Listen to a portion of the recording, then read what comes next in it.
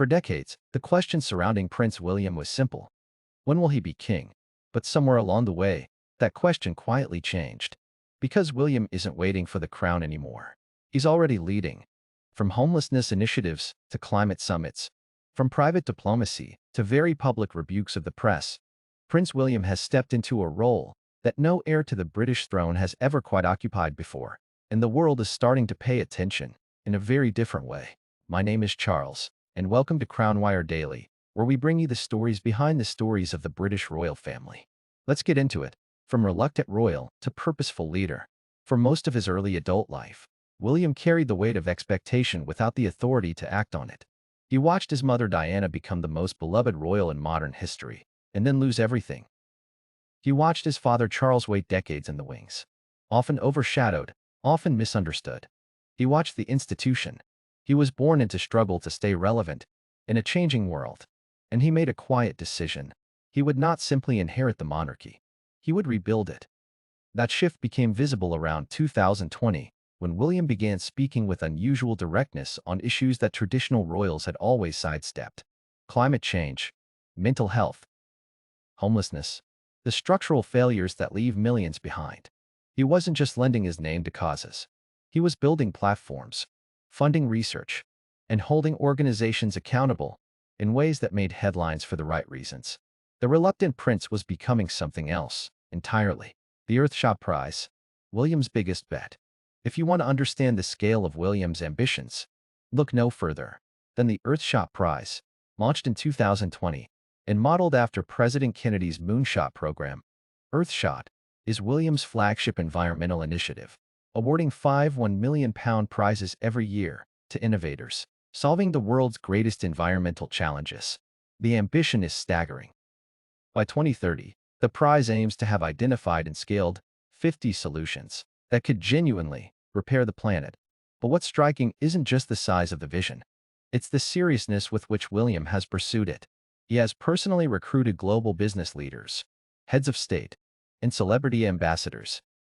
He has taken the prize to Boston, Singapore, and Cape Town, deliberately hosting it outside London to signal that this isn't a British vanity project. It is, by any measure, the most ambitious royal-led initiative in living memory, and it has earned William credibility in rooms where the royal family was previously dismissed as ceremonial decoration. The homelessness mission nobody expected. Of all William's causes, perhaps none has surprised observers more than his sustained, deeply personal focus on homelessness. This isn't a ribbon-cutting operation.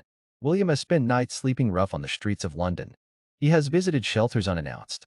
He launched Homewards, a 5-year, £50 million program aimed at proving that homelessness can be ended, not just managed. In 6 UK locations, he has spoken openly about his mother, Diana's influence here, about watching her take him to shelters as a child, determined that he would see the reality of people's lives, rather than a curated version of the world. That connection to Diana is important.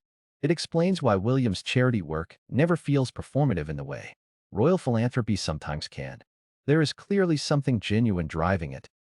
And that authenticity, much like Catherine's, is what separates William from heirs who came before him, navigating the hairy fallout. We cannot talk about William's expanding role without addressing the shadow that has followed him since 2020. The public rift with Prince Harry has been one of the most damaging and revealing episodes of William's evolution as a royal. Harry and Meghan's departure, their Oprah interview, the Netflix documentary, and Harry's memoir Spare, collectively painted a picture of William as controlling, tradition-bound, and at times, aggressive, claims William has never publicly addressed in detail, and that silence has itself been a strategy. While Harry spoke, William worked. While Harry's team briefed the press, William announced new programs. While the Sussex drama dominated headlines, William quietly built the infrastructure of a future reign. It is a masterclass in institutional patience, or, depending on your view, a troubling refusal to engage with serious allegations. Either way, the contrast has sharpened William's public image considerably. Polls consistently show him as the most popular senior royal after Catherine, and his approval ratings have risen in the years since the rift became public. The future king, what his reign could look like. So what happens when William actually becomes king? Based on everything we can observe, his reign would look markedly different from his father's, and radically different from his grandmother's. Where Charles III has maintained traditional royal reserve on political matters, largely, William has shown a willingness to push boundaries on the issues he cares about. He is unlikely to be a silent figurehead. Senior royal watchers believe William envisions a slimmed-down, highly focused monarchy. Fewer working royals, greater accountability, and a deliberate pivot away from the ceremony-heavy model of the 20th century. He wants the institution to do things provably, measurably. Whether Parliament and the British public will give him the space to do that remains an open question. But the intent is clear, and the groundwork is already being laid. Why this moment matters. Here's what makes William's current position historically unusual. He is not yet king, but he is already governing in all but name. With King Charles managing his own cancer treatment in a reduced schedule, William has stepped into engagements, diplomatic meetings, and public-facing moments that would previously have been handled by the monarch himself.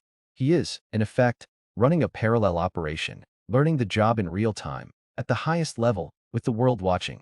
No heir in modern British history has had this kind of on-the-job preparation, and the evidence suggests he is using it well. Prince William is no longer the future of the monarchy. He is the monarchy right now. Today, in every way that matters, and the chapters ahead are going to be extraordinary to watch. I'm Charles, and this has been Crown Wire Daily. If you found this valuable, subscribe and hit the bell. We cover the royal family twice daily, every single day.